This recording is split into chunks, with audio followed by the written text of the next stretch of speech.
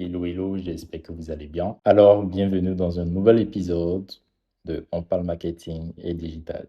Aujourd'hui, ce dont nous allons parler, ce sera beaucoup plus centré en fait sur la stratégie de communication, mais axé sur les réseaux sociaux. Donc, c'est la partie 1. Et dans cette partie, en fait, nous allons nous centrer en fait sur l'élément central qui est la cible. Le tout premier élément de la stratégie de communication sur les réseaux sociaux, beaucoup le savent, d'autres ne le savent pas, mais c'est la cible. Bienvenue dans On parle marketing et digital, le podcast qui va droit au but, qui est pratique et concret, afin que vous puissiez devenir très compétitif grâce au digital.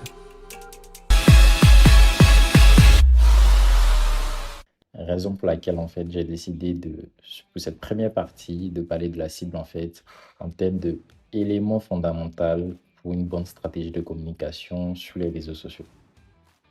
La cible est l'ensemble des personnes qui sont capables d'acheter notre produit ou notre service. C'est également ceux qui sont capables en fait de l'offrir à une autre personne. Donc, c'est pas forcément quelqu'un qui va venir peut-être de lui-même acheter un produit ou un service pour lui-même. Donc, il peut également acheter pour donner à quelqu'un d'autre. Il peut également s'offrir un service pour donner à quelqu'un d'autre. Donc, pour faire un peu simple, c'est un peu ça la cible.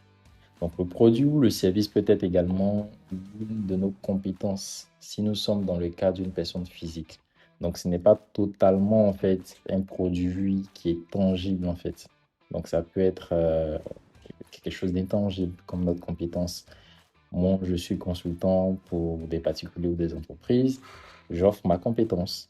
Donc, c'est quelque chose qui est intangible. Ce n'est pas tout le temps un produit qui est physique comme un ordinateur, un téléphone, un objet, en fait, un sac, etc., etc.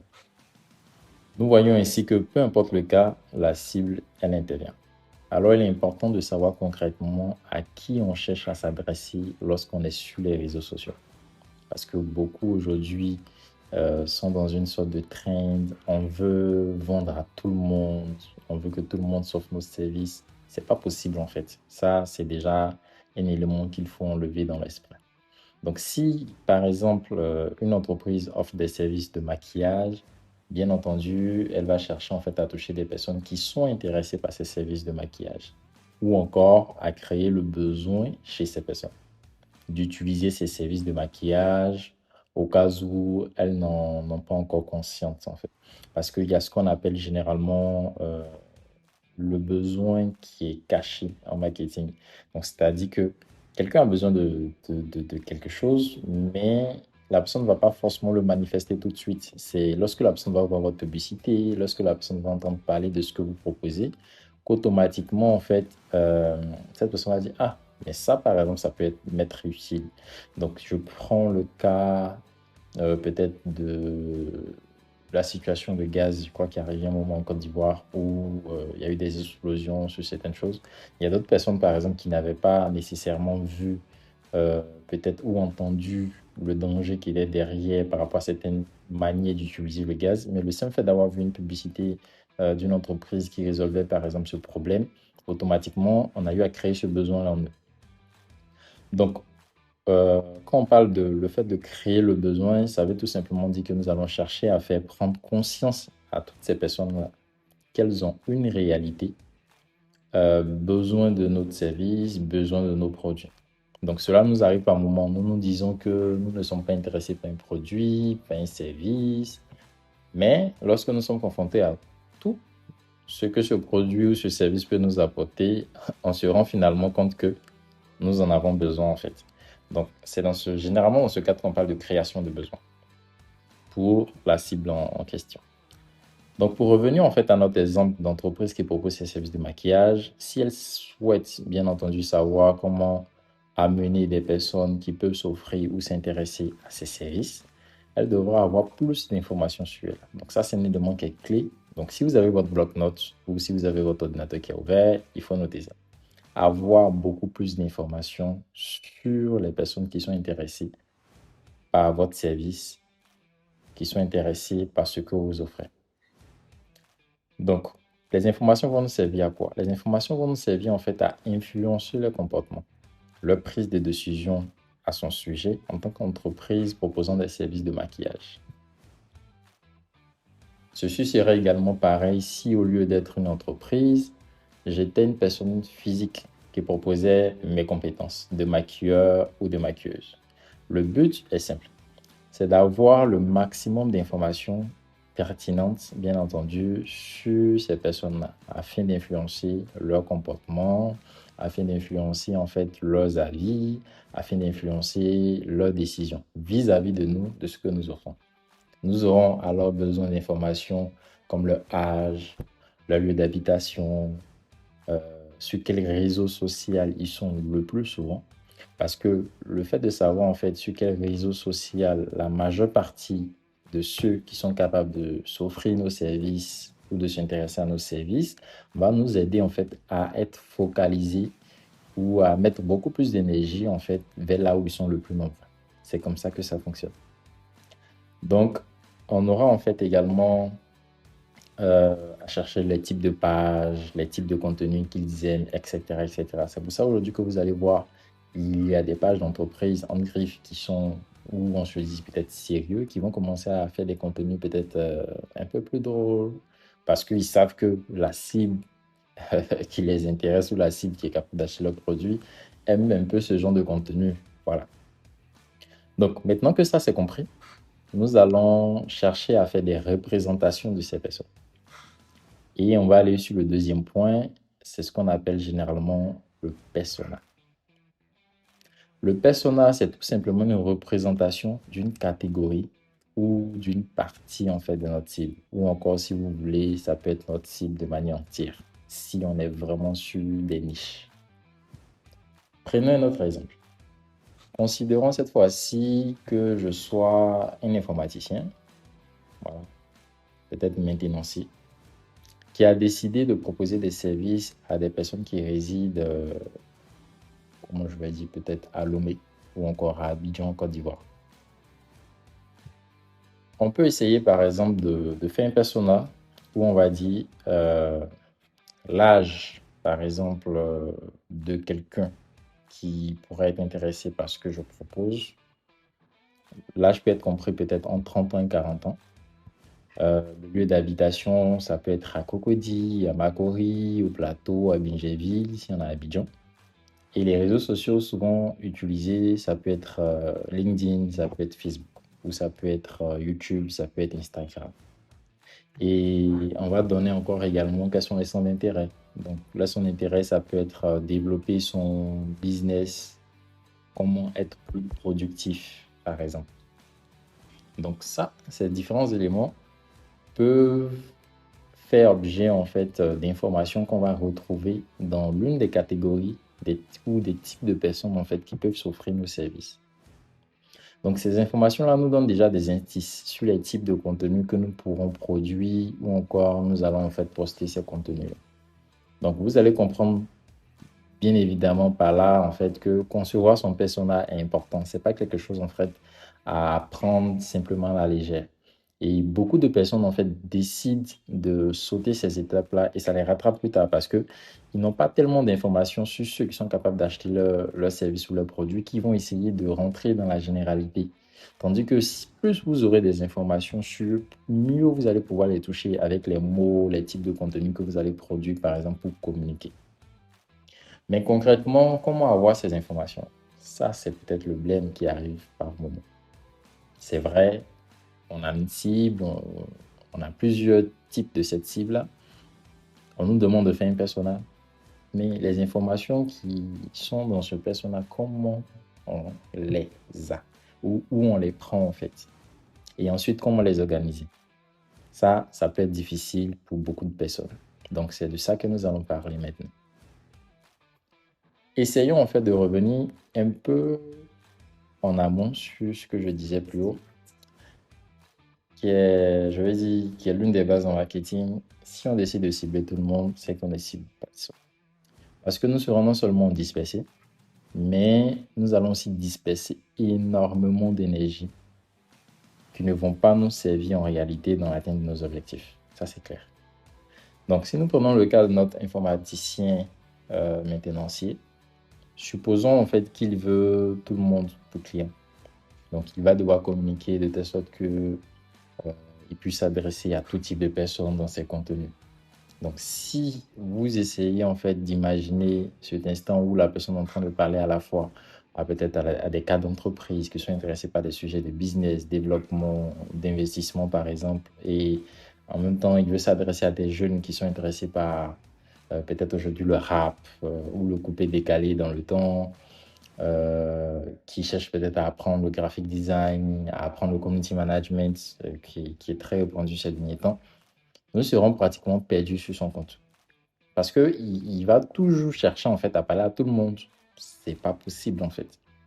Donc en termes d'information, en fait, qu'on peut contenir dans son persona, c'est un peu certain qu'on a eu à énumérer plus haut. Donc un peu la tranche d'âge, peut-être même le revenu, la tranche de revenu, un intervalle, le lieu, les centres d'intérêt, la nationalité aussi, ça joue beaucoup. Parce que si vous vous adressez à des Ivoiriens, que vous parlez Nouchi, ils vont vous comprendre. Mais si vous vous adressez à des Sénégalais, que vous parlez Wolof, ça va encore passer. Mais si vous vous adressez à des Togolais ou encore à des Gabonais et que vous parlez Nouchi, ça ne va pas passer. Donc, vous voyez que les informations sont très importantes pour savoir vraiment sur quoi jouer, pour pouvoir mieux toucher en fait, bien entendu, votre cible, ceux qui sont intéressés en fait par vos produits ou ceux qui ont encore la capacité de pouvoir acheter ou s'offrir vos services.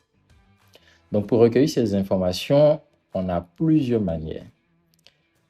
L'une des manières en fait qui existe, c'est de faire appel à un cabinet d'études.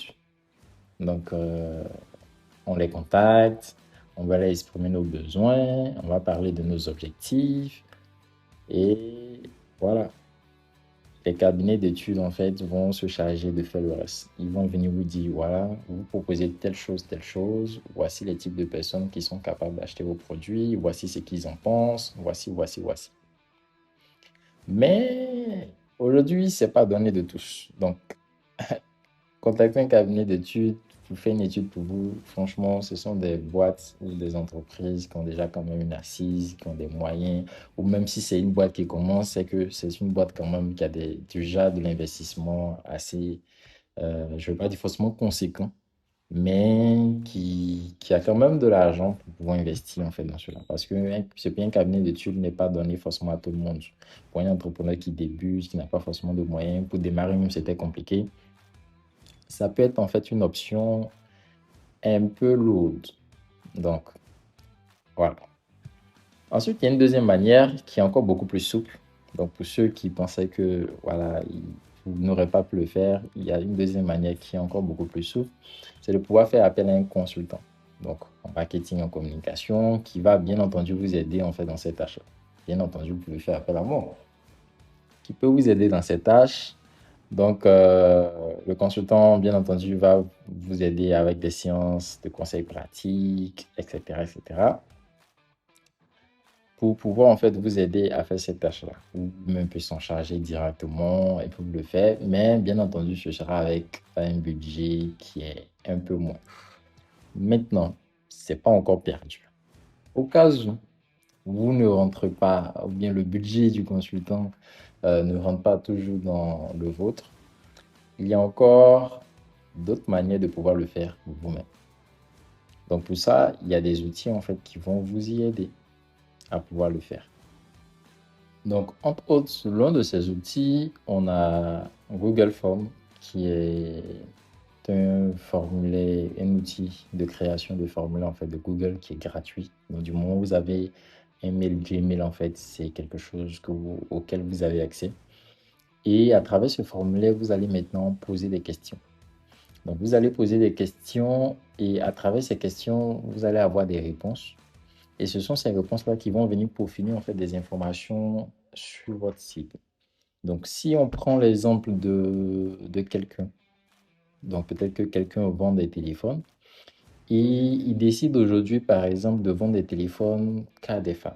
Donc, lui, il vend des téléphones pour femmes. C'est juste un exemple. Donc, ils vendent des téléphones pour femmes. Alors, j'aurais par exemple à créer un formulaire et à poser des questions par exemple, pour qu'une femme achète un téléphone, sur quoi elle s'appuie. Donc, je vais mettre des éléments et énumérer des éléments. Est-ce que c'est le design? Est-ce que c'est la capacité de l'appareil photo? Est-ce que c'est la couleur? Est-ce que c'est le prix? etc., etc. Donc, en fonction maintenant de ça, donc si je suppose que cette question, je la pose peut-être à au moins 30 femmes, elles vont toutes répondre. Et quand elles vont répondre, j'aurai au moins une statistique sur un certain nombre d'éléments. Donc, elle va dire non, c'est... En tout cas, les statistiques vont dire, ah, c'est peut-être le design, c'est peut-être l'appareil photo, donc le prix, peu importe, ou bien c'est peut-être le prix, ou bien c'est peut-être le poids, c'est peut-être léger, etc., etc. Donc, je dis ça de manière pêle-mêle, mais le simple fait d'avoir posé cette question va me donner un indice pour savoir réellement quels sont les éléments déclencheurs chez les femmes pour pouvoir acheter un téléphone. Et lorsqu'on sait, par exemple, cette information, automatiquement, dans votre communication, vous n'allez pas vous axer, en fait, sur des éléments qui sont farfelus. Donc, si, par exemple, elles ne sont pas intéressées par peut-être la capacité du téléphone, ou bien elles ne sont pas intéressées peut-être par la taille du téléphone, automatiquement, si vous parlez de ça dans votre communication, lorsqu'une femme voit ça, elle dépasse en fait. Voilà, la majeure partie des femmes, elles vont dépasser parce que c'est un élément qui ne déclenche pas en eux l'envie, par exemple, de s'intéresser au téléphone que vous vendez. C'est pas si on se comprend. Donc, imaginez sur l'instant, vous avez un formulaire et vous posez au fait autant de questions possibles qui vont vous aider, par exemple, à avoir des, voilà, bien entendu, des informations sur comme un peu plus haut. On a vu des tranches d'âge, on a vu le lieu, le centre d'intérêt. Donc, le formulaire doit pouvoir avoir ce genre de questions-là qui vont nous y aider, en fait. Ensuite, en plus de ça, on a également aussi un autre outil qu'on appelle SurveyMonkey, qui est aussi du même style que Google, mais qui est beaucoup plus avancé.